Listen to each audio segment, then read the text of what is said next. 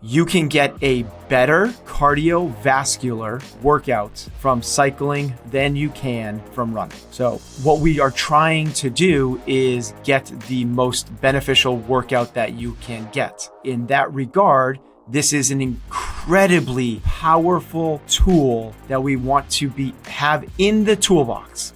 Hello and welcome to another episode of Chasing Excellence. My name is Patrick Cummings. As always, I'm here with Ben Bergeron. Every week on the show, we dedicate some time to exploring how we can live a life of better health and increased fulfillment. We answer your questions about the 5 factors of health, dive deep on living a life of excellence, and explore the strategies and frameworks to help us chase what truly matters. Thank you so much for joining us this week. How are you, Ben? Doing great, Patrick. Excited to chat with you. You as well. What we've got coming up this week, we've got listener questions about the potential dangers of weightlifting inside of Metcons, how we decide what books to read next, and bringing the bigger you to classes that you're coaching. Our main conversation will be one about how to think about the year we're wrapping up, the year we're about to enter, and the value of negative visualization. And we will wrap up by giving you permission to do something that you ought to be doing, but perhaps are not yet. Cool? Ready? Let's do it. Rock and roll.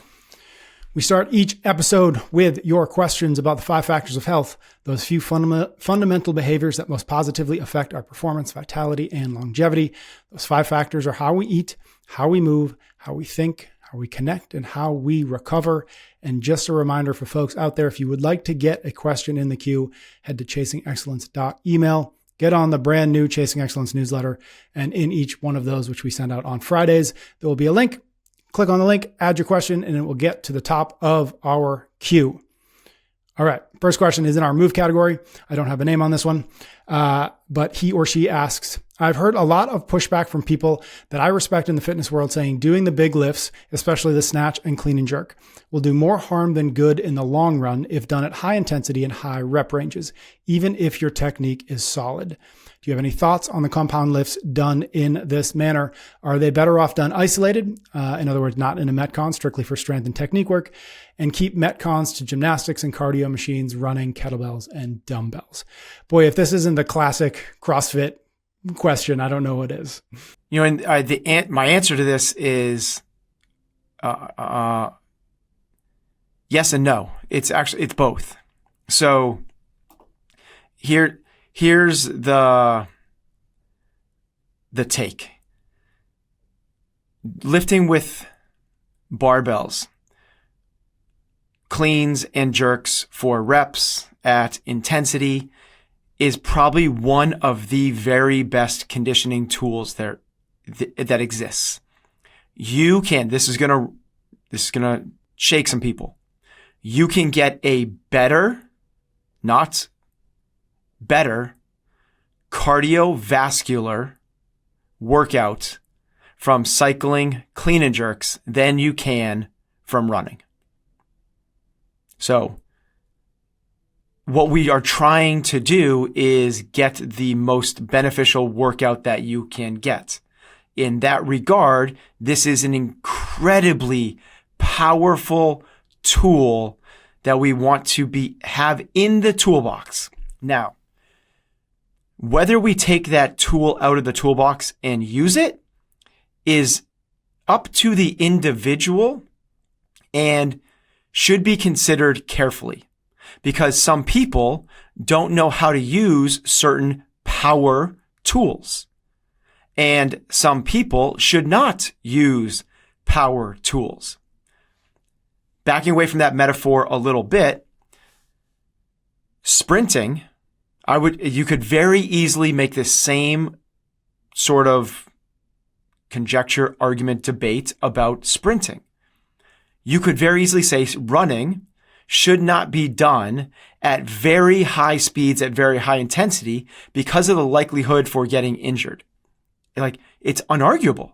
If you took a person that is untrained and had them sprint as fast as they could, their likelihood for injury is exponentially higher than having them jog or having them do running solo, essentially walking or lunges in some form of fashion.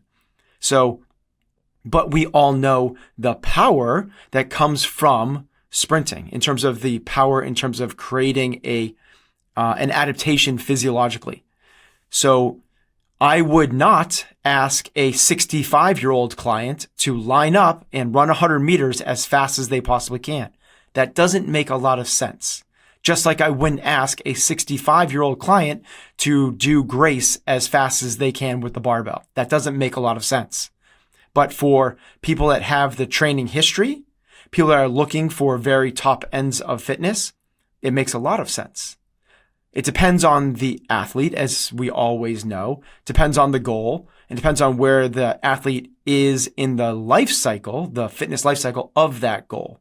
So I would use it sparingly, and depending on what sparingly is a really arbitrary word, sparingly for a general population.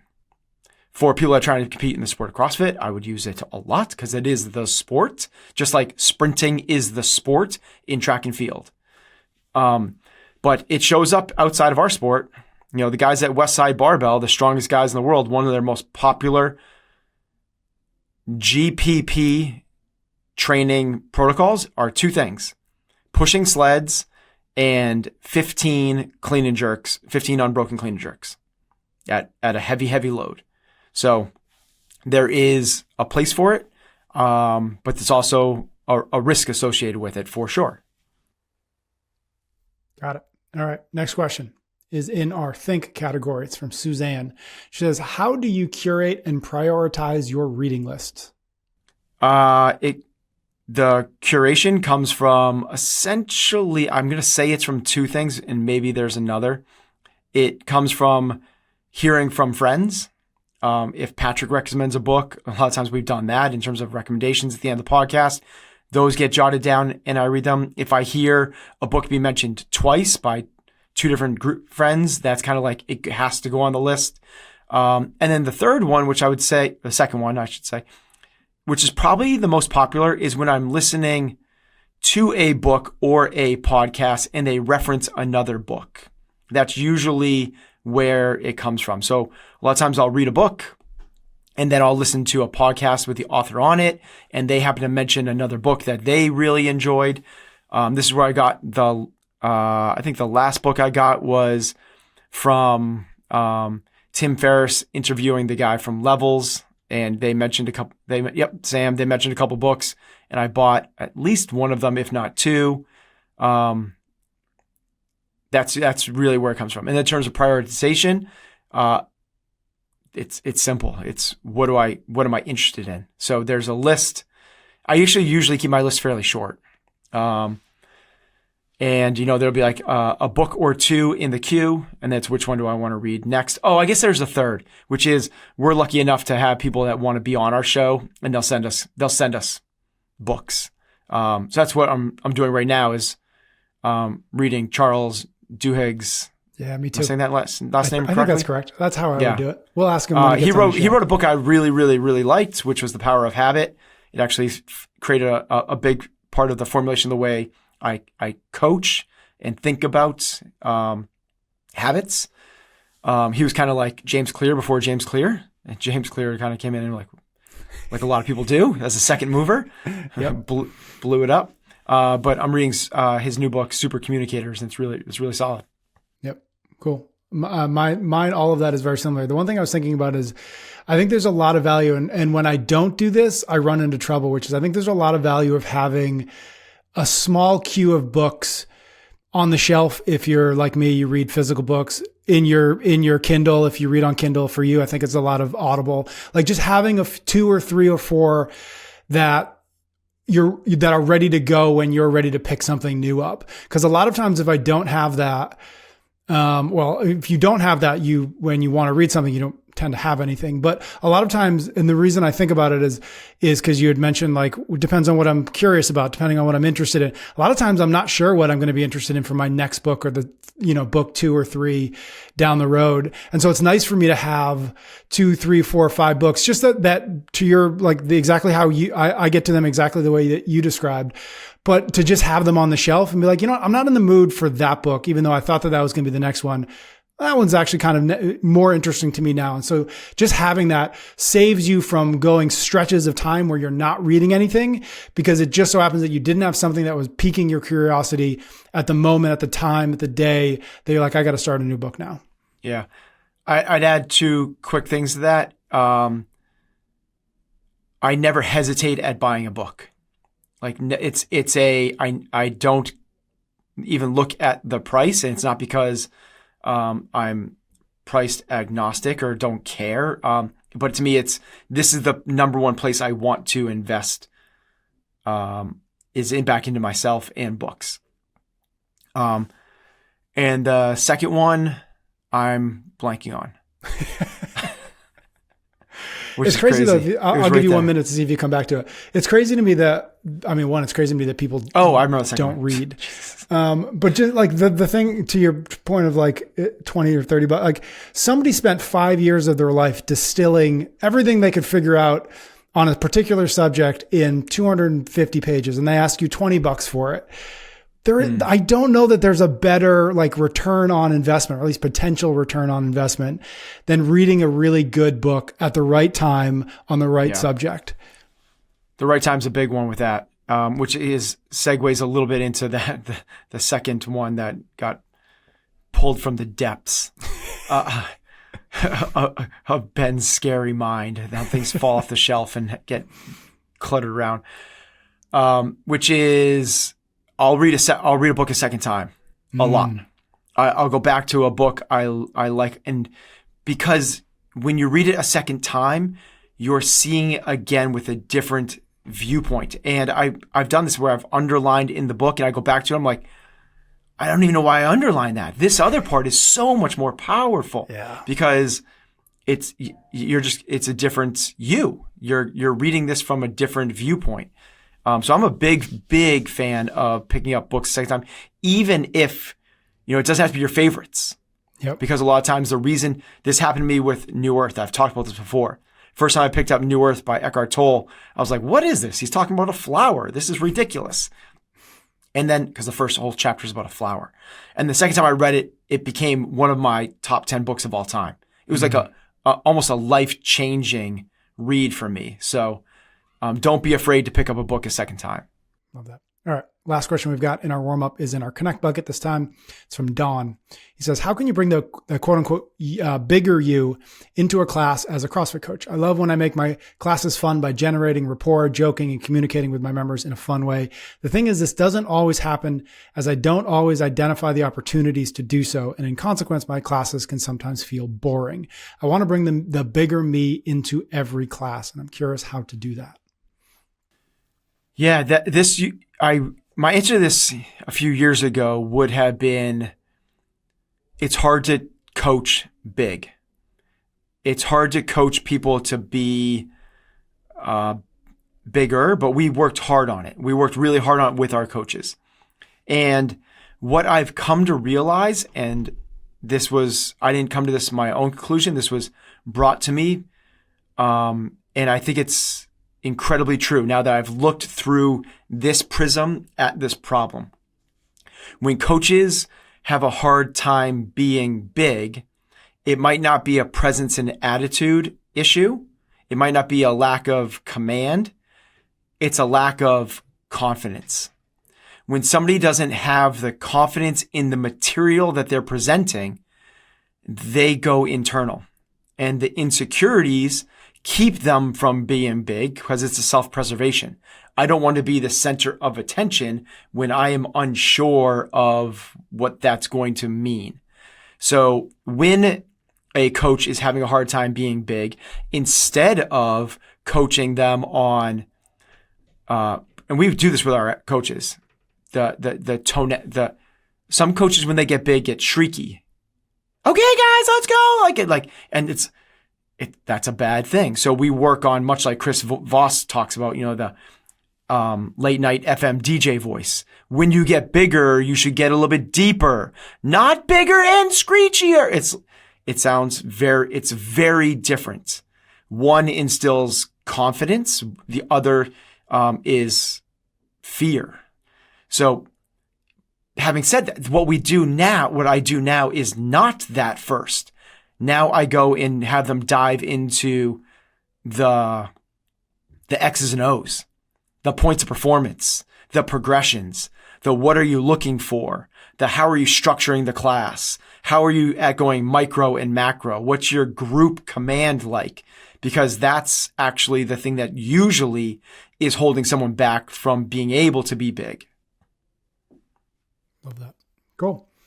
All right. One more reminder. If you'd like to get a question in the queue, the best way to do it, head to chasingexcellence.email, get on the newsletter list, click the link in the newsletters we send out on Friday, and you will get to the top of the queue.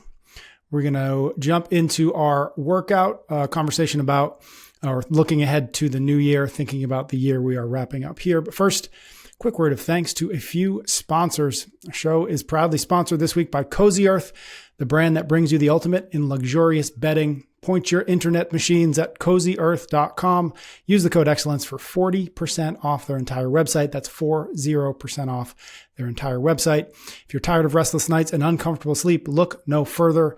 Cozy Earth's best-selling bamboo sheet set is here to revolutionize your sleep experience. These sheets are not only incredibly soft, but also temperature regulating, ensuring you stay comfortable all night long.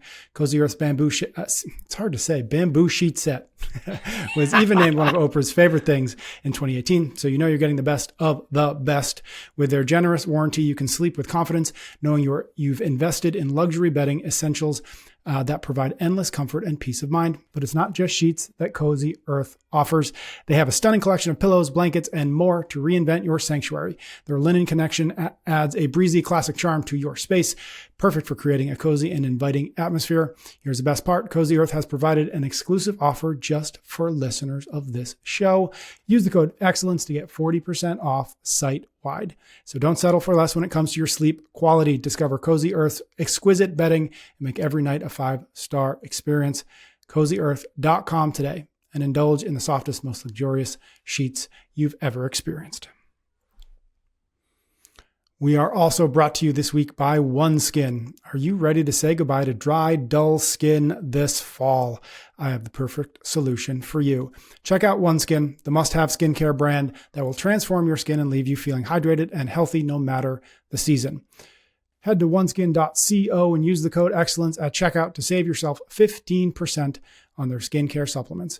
OneSkin has revolutionized the skincare industry with their groundbreaking OS01 peptide. This proprietary peptide has been scientifically proven to reduce aged cells, the main cause of skin aging. In fact, their lab research has shown that it can actually reverse the biological age of your skin. Imagine having healthier, more youthful looking skin that not only looks great, but also contributes to your overall wellness. With OneSkin, you can combat the dryness that comes with cold weather and bring back that healthy, hydrated glow you thought was only reserved for summer days. Their products are designed to address the root causes of aging, not just the surface symptoms. By leveraging their cutting-edge research and development platform, OneSkin has created the world's most effective skincare products that target skin aging at a molecular level. Head to oneskin.co and explore their wide range of products. For a limited time, you can get 15% off with the code excellence, oneskin.co. All right. Couple good Christmas presents right there. That's right.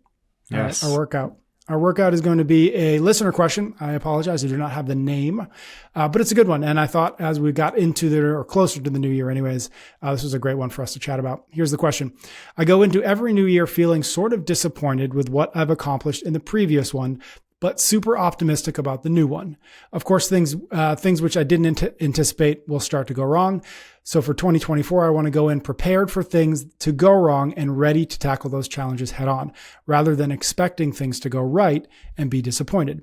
You guys have talked about the power of negative visualization. That makes sense in a specific sports context where the situation is like, my jump rope breaks or I get a bad judge. But when thinking about life in general, it's stuff like my dad could get cancer and die, or I could be unemployed and unable to find a new job, things which are pretty overwhelming. So how do I mentally prepare for things to go wrong without just worrying about them? So I've got some follow-up questions, but I'd love your initial thoughts. Okay, so if the question is, how do I prepare for things that go wrong without getting overwhelmed by them? You've talked about negative visualization in sports. And just so let's have an understanding of what that means if people haven't listened before. The idea behind that is the top performers are not just visualizing the perfect race, the perfect match, the perfect game. They're visualizing themselves experiencing adversities, challenges, hardship. But here's what I think is being missed. They're not visualizing it and getting overwhelmed. What we're doing is we're practicing the visualization of overcoming those challenges. What we're doing is we're practicing the not being rattled by those things. We're practicing being able to walk through those things, staying centered. So this is the big Michael Phelps thing. One of the big things he credits Bob Bowman, his coach, for is not only preparing him to race the perfect race, but to be able to prepare him for what happens if his goggles fill up with water. What happens if he false starts? What happens if he's behind at the last turn? What happens if he goes to kick off the wall and his foot slips? What happens if he's in a bad lane? What happens if... And now what ends up happening is he's unrattleable. He can't be rattled because whatever could come and face him, he's like, I can handle that, bro. Been there before because I visualized it. To me, this isn't so much about, quote, negative visualization, because especially when we get out of the realm of sport into life, there is no way we're going to be able to visualize all of the possible adversities, challenges that we could face. It is infinite and impossible to predict. And we like to think that we are prediction machines. The one thing that we have to accept is the uncertainty of our lives. It is a reality we all must face. The thing that we are trying to do is to be able to handle whatever comes at us. That's what we're practicing. So it is not the visualization of your dad getting cancer and letting that spill over into anxiety. It's the exact opposite of that. If my dad gets cancer, you don't have to visualize it. You can do it, but if that thought comes in your head and you're rattled by it, we're not there yet. And that's okay. That's totally okay. I don't think many of us are. I'm not there yet. Like, I'm not going to be able to be okay with that. So what we need to do is, that's like visualizing doing a 2-minute Fran or running a 4-minute mile or running a 2-hour marathon or being able to, broad jump 13 feet. We can't handle that yet. So what we need to do is work on the stuff that's within our threshold. This is where change happens. Outside of our threshold, you go into panic mode. That's where anxiety sets in and there's no change. You're fear-based. That's why that visualization of your dad is rattling you. So what we need to do is, let's work on the smaller stuff. And this is how all change happens. If it's too easy, then no change happens. If it's too hard, then no change happens. AKA, if you're bench pressing a broomstick, you're not going to get any stronger. If you're trying to bench press 500 pounds, you're not going to get any stronger. You need to find that weight. Is it, I don't know what it is for you. Is it 185 pounds, 225, 315? What is the right weight that is going to create the appropriate stimulus for change and adaptation? In this case, the change and adaptation is not the musculature of your upper body pushing muscles. It's the ability, the mind's ability to be able to handle greater adversities. So this is why every single day, if we walk around with this level of awareness, we will be setting ourselves up for success, at least greater percentage of success when the bigger things come. So this is the whole deal. Recognize, what is it that rattles us? What is it that knocks us off center? So we wake up in the morning and we're good to go. Or are we? When the alarm goes off, does that put you in a bad mood? If so, we got to work on that thing. We got to work on that. We got to work on reframing it from the get-go. when you go to take a shower and there's no body wash, there's no soap. Do you get pissed off because you now have to go out of the shower, turn it off and go find some more? You have to take a shower without it. Like, they're everywhere. These things that knock us off center are everywhere. And if we walk around with the awareness of when we are getting triggered, then we have the opportunity to grow and evolve. If we don't, we're not training. We're just in our subconscious default patterns. And I see this a lot. The people that get rattled by when someone cuts them off in traffic. Man, that's such an incredible training opportunity that's being missed. You're in the gym doing mental reps when somebody cuts you off. This is the chance to work through the mundane. This is a very small thing. Someone cutting off in traffic is small and the perfect training opportunity. What are training opportunities? Anytime your reality is not meeting your desired expectation. You have a way that you want your day to unfold. You want people to treat you a certain way, say certain things to you, and have ease and peace of mind and all that. When that doesn't happen, you're triggered. How quickly do you move on? This is the essence of being a more successful human being and the way we determine success, not in terms of your earning potential, the way other people do. This is in terms of you ending up on your deathbed happy with the way you spent your life. Because if you get rattled by everyone else, you are losing your power. You are giving up your power. You are a leaf blowing in the wind, and anything outside of you affects you.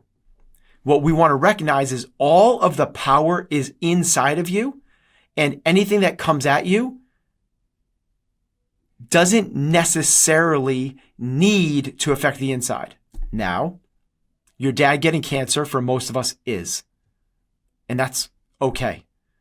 But how far can we go? Where is the threshold? What rattles you?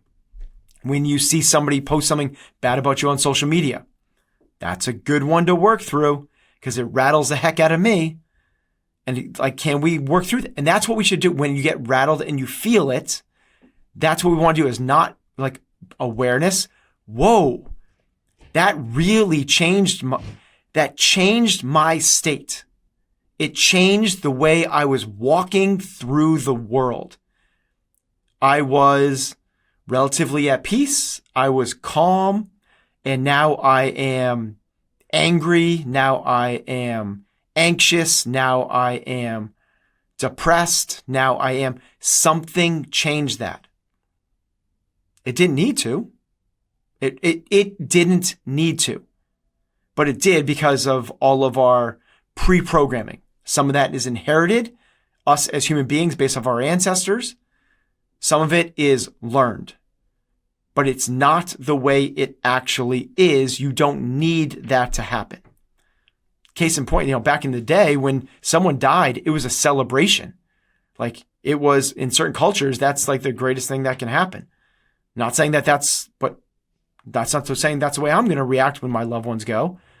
But it doesn't necessarily mean that's the case. So when we think about that idea of negative visualization, it's not the negative visualization that's the power. It is the ability to say, when these things come at me, I will remain in control. This is what athletes do. I will remain in control because what happens outside doesn't affect what happens inside. Because somebody passes me in a race has no bearing, zero bearing on how fast I continue to run. But what happens to most people? It layers on a level of judgment. That guy's faster than me. Oops, I won't be able to catch him. I'm going to choke it back a gear for self-preservation. That doesn't need to happen. So can we not be as influenced by the external? Can we focus on the internal? When you say influenced, I think that's That's a great word for what it is. And what I was thinking about was so much of the off-centeredness, so much of the trouble we get ourselves into is when we resist versus when we go with whatever that thing might be, whatever that trigger is, whatever that thing that somebody said, whatever that misalignment of what I wanted to happen and what actually happened occurs. The harder we resist, the harder it is to get beyond, the harder it is to see beyond whatever it is right in front of us. And so I think that's, I think about the Michael Phelps story, which we've obviously talked about before. But like the secret to that is not, and the secret to the negative visualization, I think, is not kind of to your point, like not dwelling on it, but it's happening. I've practiced this. I expected this on some level, and now I can move with it versus fight against the preservation of what I wanted to happen in the first place. And then you get that negative sewer cycle of, well, why is this happening? Woe is me. I can't believe it's going on. I'm going to lose this race. I'm going to fall apart, etc. And so to me, I think it's just so much of it is the acceptance of something happening. We didn't want it. We can't predict it, but it's how quickly, how fast can we close the gap between the discomfort of it and the resistance to it, to the accepting of it and the doing something about it.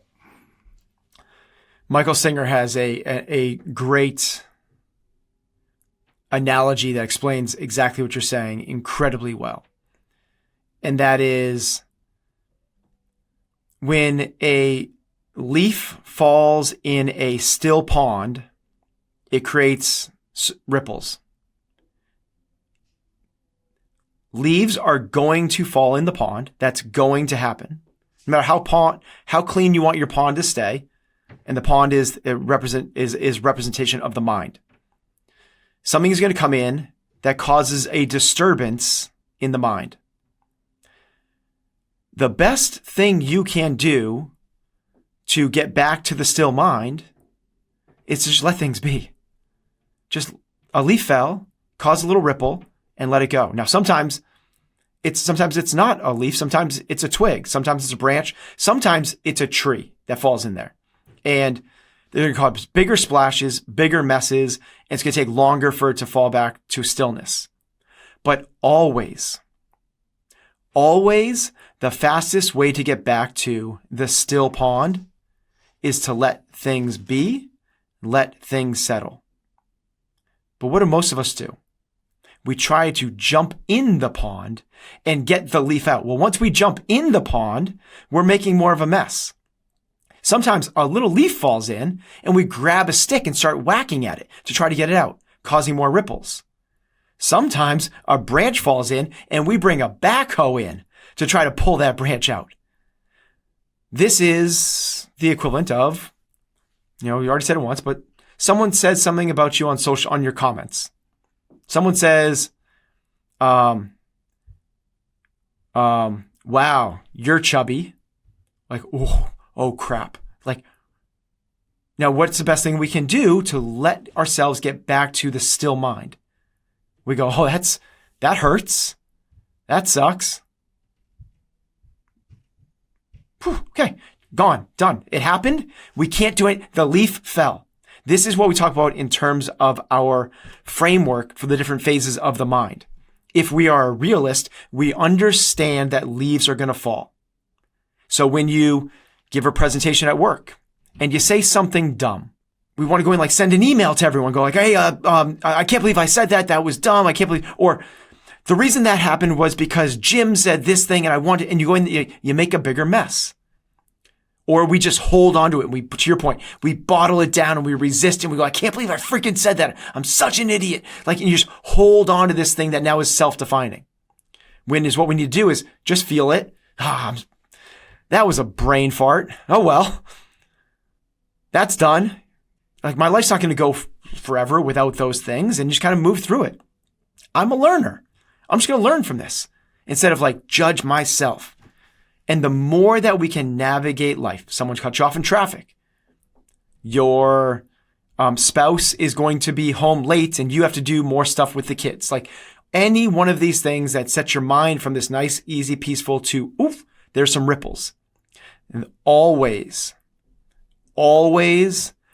the fastest way to get back to a still mind is to let it go. I want to transition a little bit to the other part of this question that I really liked. And again, I sort of teased at it when I introduced the idea, but this, we're coming at the end of a year. I'm likely in the last few years, we've talked about kind of maybe what your process is like reflecting on a year and anticipating the year to come. I love this question. I think this is why I like this one so much, because I think I resonate with this and I relate to it. I leave every year feeling sort of disappointed, but I'm super optimistic about the new one, right? It's a little bit of a strange disconnect between those two things, if that's a cycle that keeps happening. But I'm curious, how do you think about the year we're wrapping up? How do you think about the year to come? Do you have any sort of process for doing those two related kind of interdependent exercises? Let's talk about it conceptually, and then we'll talk about it mechanically.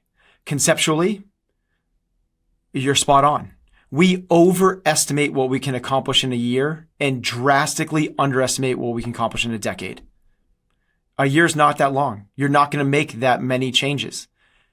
But a decade of doing what you're doing and staying consistent, pounding on your craft, doing the right things, instilling the right habits. So that's the first one, conceptually.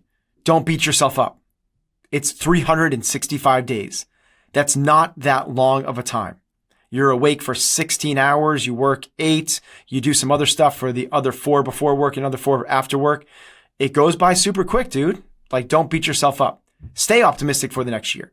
Now, the mechanistic one is something that you can steal from a business practice, which we implement, which is break up the year into days, weeks, quarters, and the year.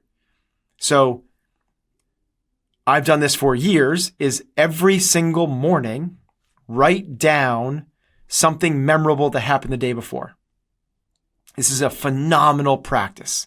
If you want to actually see what you do in a year, because if you're like me, which this guy sounds like he is, you forget what you've actually done and how far you've come. It's just a matter of you have a crappy memory.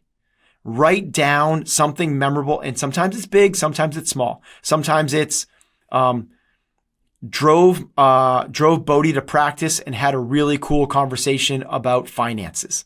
He's 11, right? But it was really cool to have that conversation. Wrote that down. And at the end of the year, go back and read the 365 things from the previous year. And you're like, oh my gosh, I totally forgot I did that weekend away. I totally forgot that I stepped in and substitute coached that soccer game when I don't know anything about soccer. And that was such a crazy, weird experience.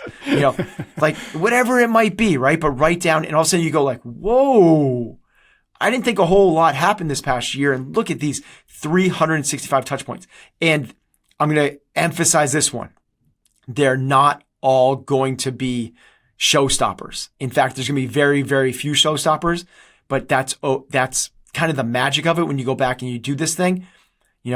Had a great lunch with a coworker, and you're like, oh, I remember that lunch. That was a really cool thing to almost relive the year when you read it. And I would suggest you read it on New Year's Eve or New Year's Day. And I've done this over the course of the past handful of years. Phenomenal. The next one is what we do, and Patrick, you know this, is beginning of each week, write down what you accomplished the last week. Write down 1, 2, or 3, no more than 3 things that you accomplished the past week. And in our business, each team leader shares that with the other team. So everyone goes oh, this is one of the things that happens in business is the same thing. You just feel like you're spinning.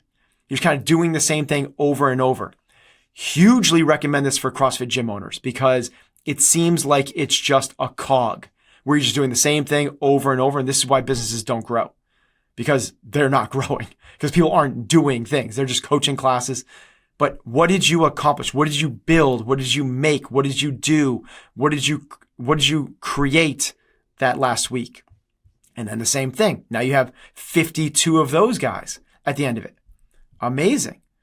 And then quarterly, set yourself up for different. So instead of going backwards, go forward.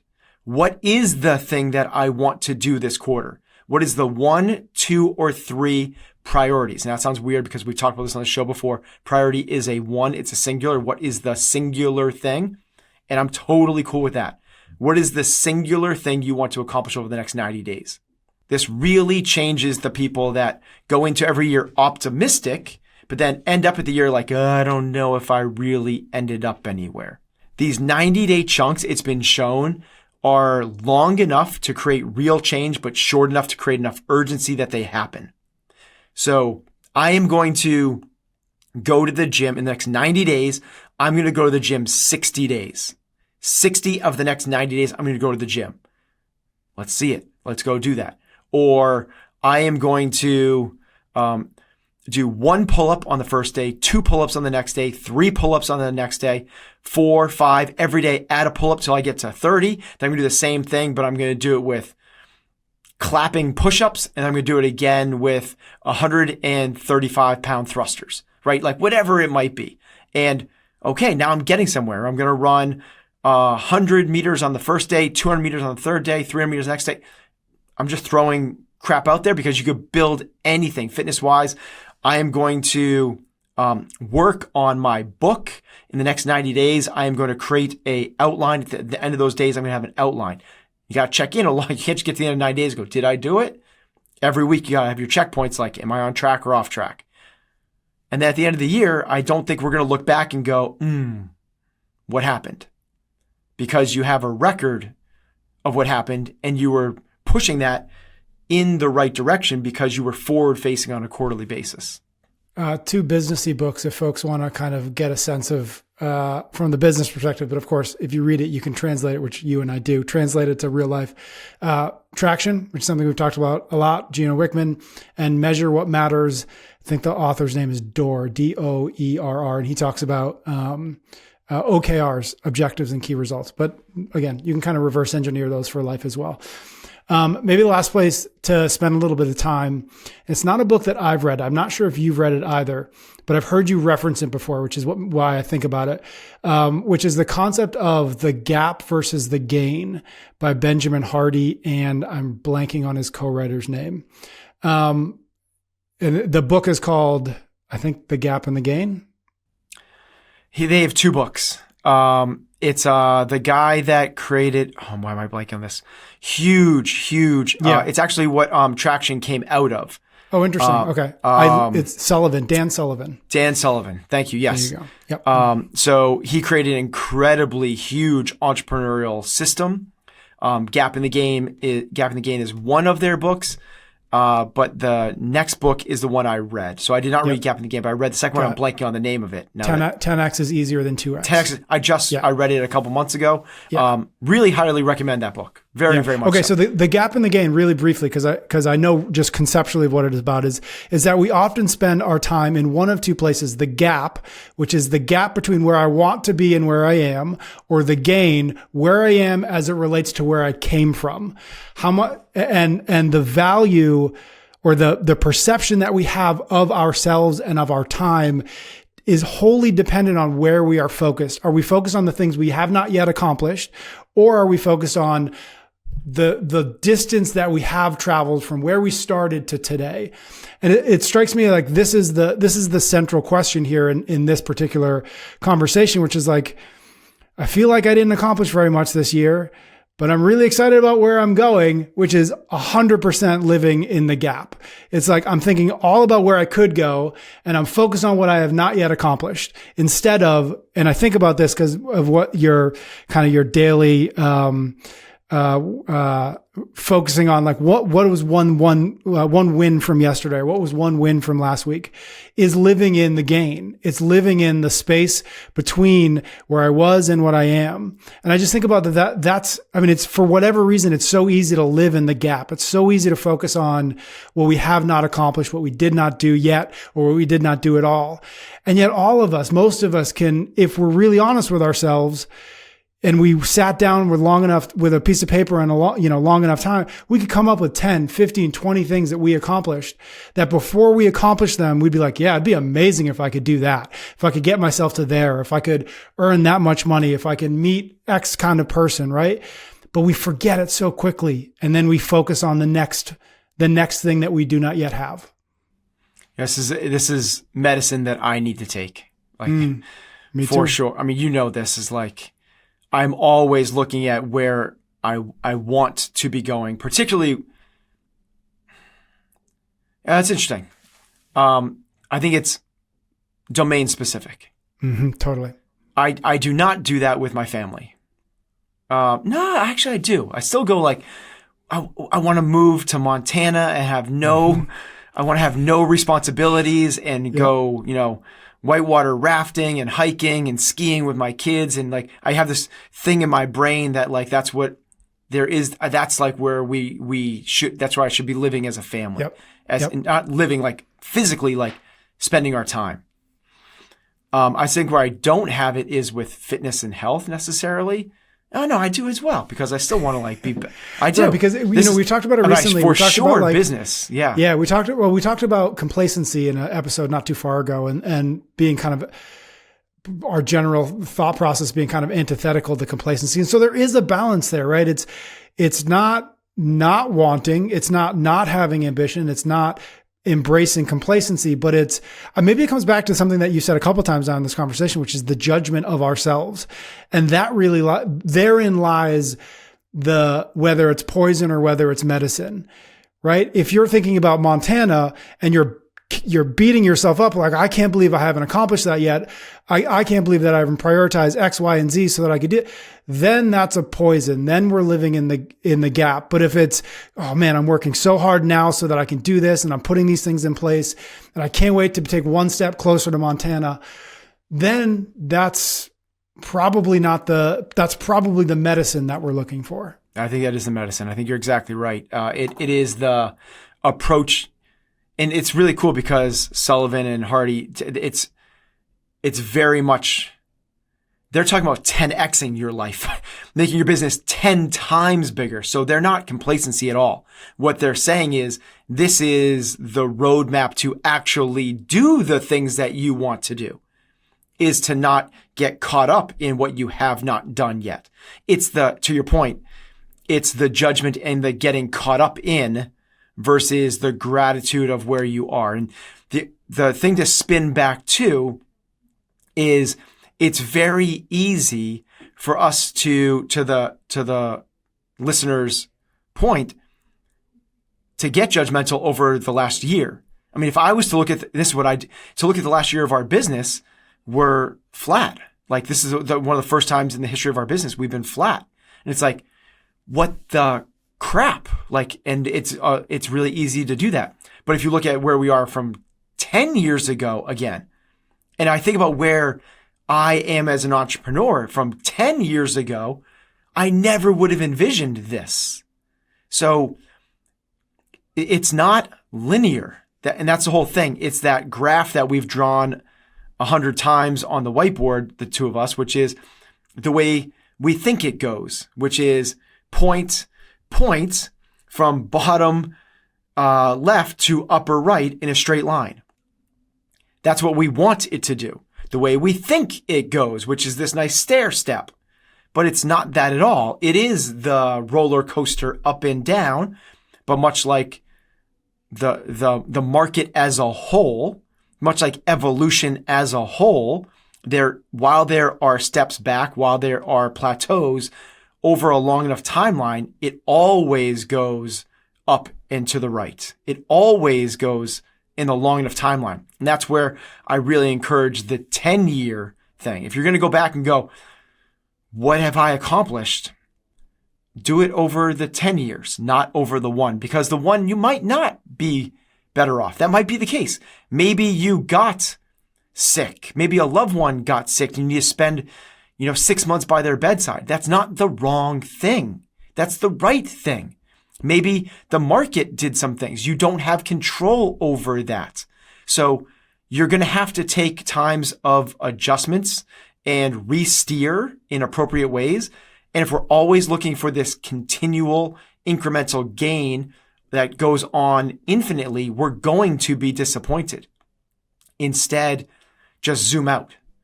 And this is where the 1 versus the 10 comes in. Love that. All right. We will wrap it up there. We're going to jump into a new shout out, which is actually kind of like a follow-up shout out, which I'm excited about, and a quick cool down. First, a quick word of thanks to a few more sponsors. If you're interested in improving your sleep and recovery, of course you are, we gotcha. Visit livemomentous.com, use the code excellence and get 20% off your first order. Are you having trouble getting a good night's sleep? Well, Momentous has the perfect solution with their sleep pack. This pack includes tearaway pills for a 30-day supply containing 3 natural ingredients that have been scientifically formulated to enhance the quality of your sleep. Let me tell you, the benefits are wonderful. Combination of magnesium, L-threonate, apigenin, and L-theanine will help you fall asleep quicker, stay asleep longer, and wake up feeling refreshed. I've tried it, and the difference is fantastic. Here's some learnings for you. There's something called sleep onset latency, which is how much time it takes to fall asleep. On average, it should take you about 10 to 20 minutes to fall asleep every single night. If you're on the high side of that range or you are beyond it, then the sleep pack is what you need. In the gentlest way possible, it will basically punch you in the face with sleep, making sure your sleep onset latency I love that. is around the 10-minute range. Now, here's the exciting part. As a special offer for our listeners, Momentous is giving you a 20% discount on your first order. Head to livemomentous.com. Use the code excellence at checkout. Remember, getting quality sleep is crucial for your overall well-being and performance. Don't miss out on this opportunity to optimize your sleep and recovery with Momentous. livemomentous.com today. Use the code excellence. Here's to getting punched in the face with better sleep.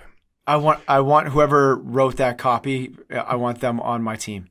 Well, yes. Congratulations. Punched in the face. Is that you? Because I wrote it and I'm on your team. Oh my God. I love that. Punched in the face with sleep.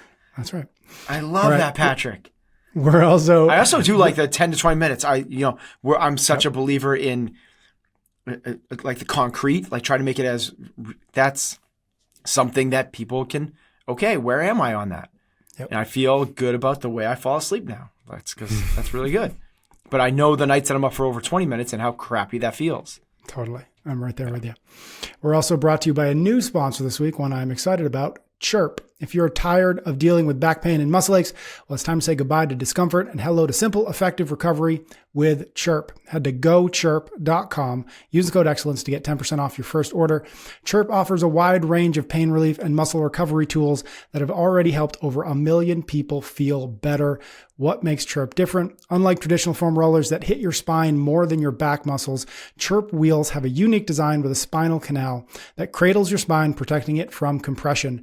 This allows for targeted muscle tension release exactly where you need it. Plus, the Chirp wheels come in different sizes and firmness levels, so you can customize your pain relief and muscle recovery experience. Chirp also offers the Chirp RPM, a rolling percussive massager that combines the therapeutic power of percussive massage with the rolling massage techniques. This innovative device covers 400% more surface area than traditional massage guns, making it perfect for flushing out tension in large muscle groups. Whether you're dealing with plantar fasciitis, tighter calves, or sore traps, the Chirp RPM will melt the tension away. Here's the good part. Chirp offers a 60-day feel-good guarantee. If your body isn't 100% satisfied with their products within 60 days, simply send them back. So you've got nothing to lose and everything to gain. Don't let pain hold you back from doing the things you love. Visit gochirp.com today and use the code excellence at checkout to get 10% off. That's gochirp.com. Say goodbye to discomfort and hello to simple, effective recovery with Chirp. All right. Quick shout out. And this is a follow along from actually a question we had I think maybe we did it in September. It's from Casey. And she had the question, you may remember, paraphrasing is, do you have any tips for dealing with being unhappy with your career and wanting to make a change, but also having to balance this with being a financial planner or financial provider for your family? Now, I want to say before I read the shout out, we had nothing to do with it because she sent us this question like a year ago. We finally got it in like 3 or 4 months ago. But when we released the episode, she sent me this note. She said, "Thank you. I'm just listening to the episode. I'm going to re-listen probably more than once. You are not a victim truly truly resonates. From listening over the past few months, I really took that mentality to heart and decided to take control of my own life. As an update, I did quit. I started a new job this week. I'm an attorney and I've been practicing in an area I truly have been practicing in an area I truly disliked. I did something quote unquote drastic for an attorney and completely switched practice areas and to a new firm to do estate planning work. I believe it will hit the 6 points. I like the work. It's meaningful. The team is excellent, etc. I'm also making significantly more and we paid off my student loans, a big challenge to financial independence. My husband is a financial advisor and we are planning for a future when I have a practice that services primarily his team's clients. I have a new fire in me, having more of a purpose and being better positioned to a goal of financial independence and time independence. So I just love that as kind of a follow along. Yes. Again, yeah, we can't take too much credit there, but pumped for you, Casey. Complacency is the opposite of courage, right? And courage is the thing. It's the thing that switches. Like in order to get, like I always say, it starts with awareness. And then from there, the next thing is, if you want the change, it's going to take some courage. So kudos to Casey for following along and making that change. That's super cool. I'm not a victim. I have ownership and control over my life. I love the idea of, so we've talked about awareness, intention, and action as a framework, and we go back to that a lot. I love the idea of sort of the parenthetical, which is like action, intention, courage, action.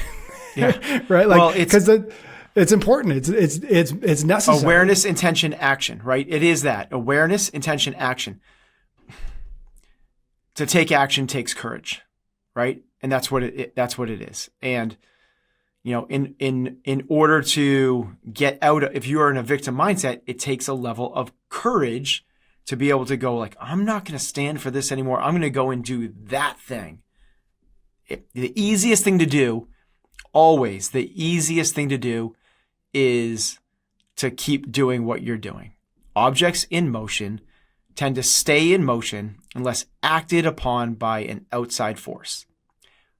Objects at rest tend to stay at rest unless acted upon by an outside force. That outside force needs to be you.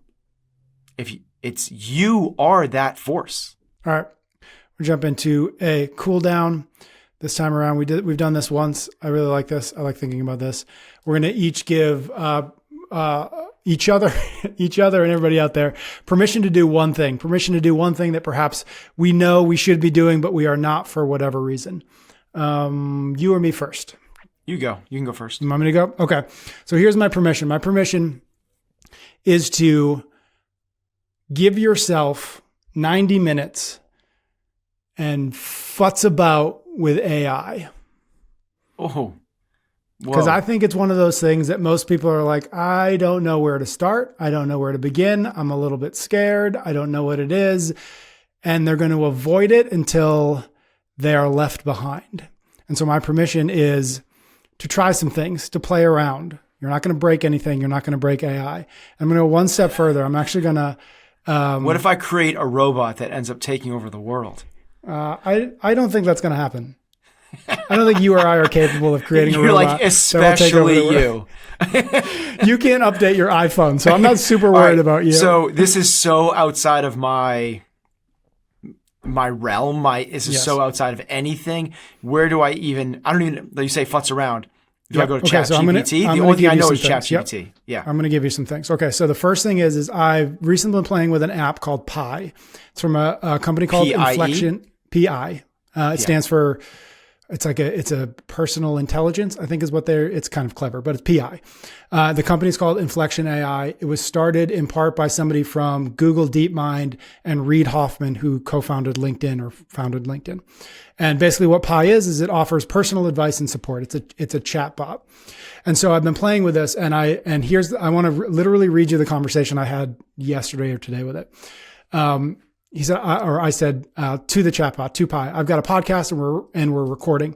Part of what I wanted to talk about is being less afraid of experimenting with AIs like yourself. Our audience is filled with health-minded folks. Other than chatting with you, what are some low-barrier ways somebody who is hesitant about AI can explore and experiment? Okay, so the AI gave me this. He said, so here are a few simple ways people can dip their toes into the AI waters. Using AI chatbots for basic customer service queries, exploring AI generated content like art, music, or writing, using AI for basic data analysis like sorting through spreadsheets or extracting insights from a large data set, exploring AI tools for language translation, playing around with AI-powered virtual assistants like Siri or Alexa.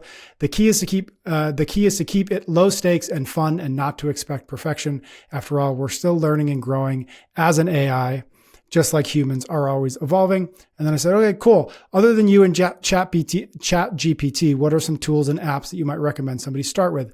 So here's a list. DALL-E, DALL-E, is an AI that generates artwork based on text prompts. I myself will also say Adobe Firefly is also fun to do that. And Emerson, my 6-year-old, and I have played with Adobe Firefly.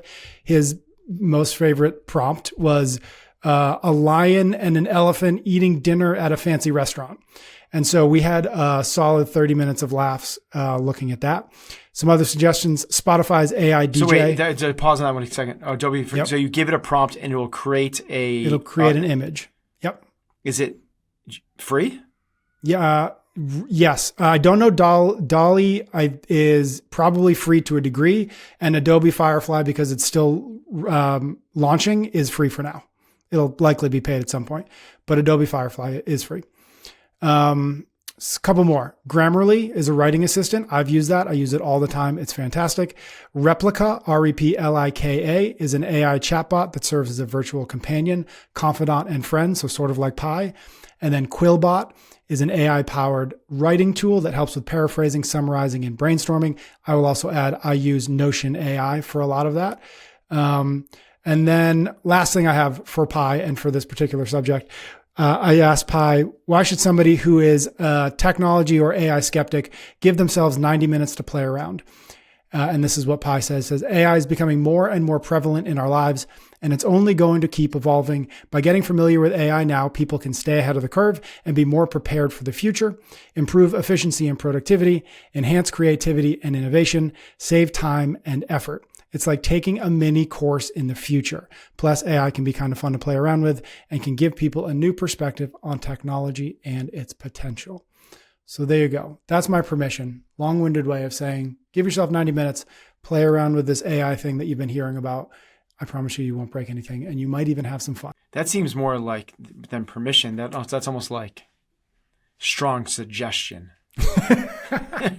I think most people who haven't done it are just like, because I'm not. That was not on my. That was not on my radar at all. That's not like I'm like waiting for somebody to go like, you can go do AI now. Maybe I am. Maybe I am. Maybe I'm like I'm waiting for somebody to go like, it's here. Mm-hmm. Here's the website. Here's how you use it. You can go do this thing now. Because until that happens, I'm not going to. Except for maybe now I will. I'm going to go check out the Adobe Firefly one. Do it. It's really fun. You and Bodhi sit down and describe a funny picture and put it in there and see what comes out. Cool. I like that. All right, you go. Mine is going to be, I'm giving permission for people to follow their gut. We've talked about this before, but most of us try to rationalize things and try to create the pros and cons list and try to make smart decisions that they can come to logically that they can defend logically. Your gut, you're going to have a hard time explaining or defending it with logic. I also believe that your gut is way smarter than your logic. It's been built into you. We talked earlier about, so there's some things that are built into you that you inherit. This is one of them. This feeling of like something doesn't feel right, whether that's in a meeting or a relationship or in a certain surrounding, or the opposite. This feels amazing. This is so great. I love this. Like, I'm giving people permission to not feel the need to be able to logically defend the decisions that they're making based off of a gut feeling. Listen to your gut. It's there for a reason.